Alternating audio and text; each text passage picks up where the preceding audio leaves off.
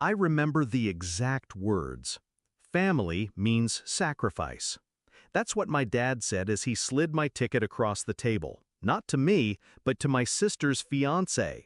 A man who hadn't paid a cent. A man who lived off her, off us. And me? I was the one who wired the money. $31,400. Flights, villa, excursions. Every detail booked under my card. But suddenly, my seat was gone. My father decided the freeloading fiancé deserved to be included, and I was told to step aside. I didn't argue, I didn't beg, I just smiled, pushed back my chair and said, "Of course." They thought they'd won, but I was already planning their downfall. I used to believe family meant loyalty. I used to believe my father would protect me the way he did when I was a kid. But somewhere between my adulthood and my sister's engagement, things shifted. My father's pride in me became irritation. My sister's failures became excuses. And every time, I was the one expected to give way. I paid, I covered, I sacrificed. And they took. When I booked that trip, I imagined it would be the first time in years we'd all be together without tension. I thought sunshine, beaches, and shared laughter could repair old cracks. Foolish, wasn't it? The moment my father told me my place was better used, I stopped being the provider. I became the architect. First move? Ownership. The bookings were in my name.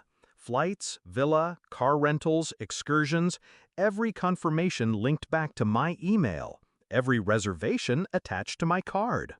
I didn't cancel. No, that would have been too easy, too merciful. Instead, I modified.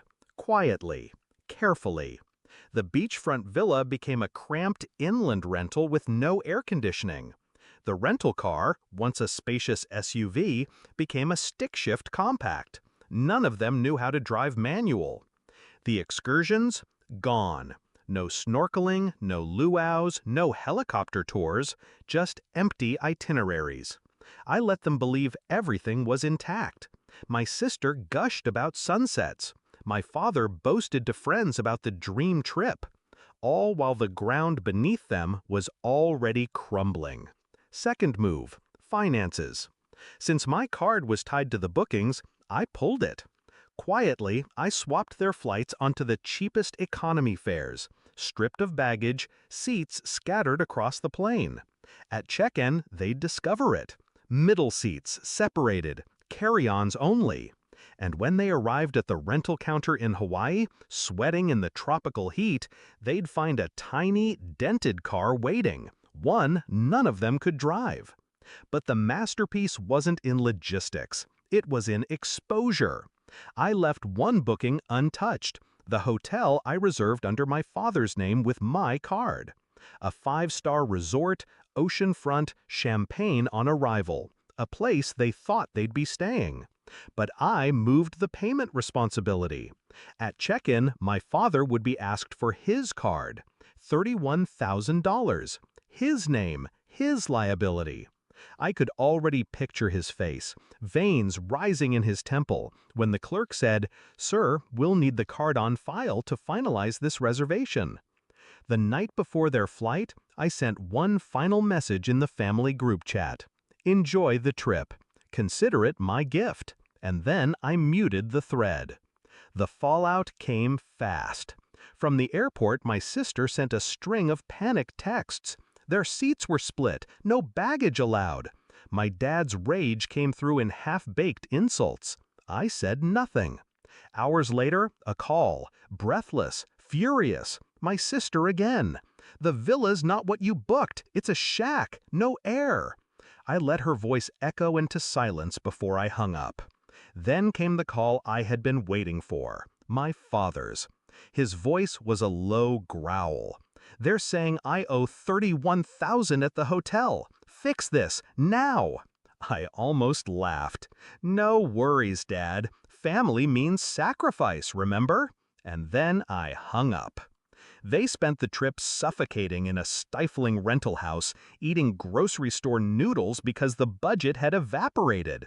No car to get around, no excursions, no luxury, just heat, resentment, and each other.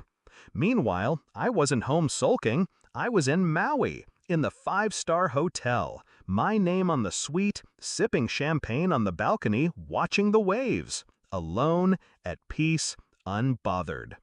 I saw them once, on the third day, trudging down the boardwalk, sweat-soaked and snarling. They didn't see me, or maybe they did, but couldn't bring themselves to approach. Either way, I raised my glass in their direction and smiled. When they came home, the silence was deafening. My sister avoided me. My father couldn't look at me. My mother muttered half-hearted defenses about misunderstandings. But I knew. I had shown them what sacrifice really looked like. And that trip, it became their worst memory. A blistering, suffocating, humiliating disaster they'd never live down. But for me, it was freedom. The last time they took from me.